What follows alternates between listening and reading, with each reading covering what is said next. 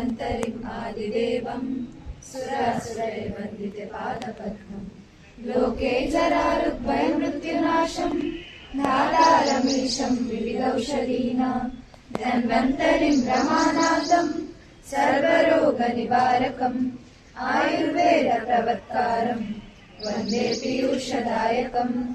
सर्वे जना सुखिनो भवन्तु, सर्वे सन्तु निरामयाः, सर्वे भद्राणि पश्यन्तु, मा कश्चित् दुःखभाग् भवेत्। ओम शांति शांति शांति। ओम श्री धन्वन्तरये नमः।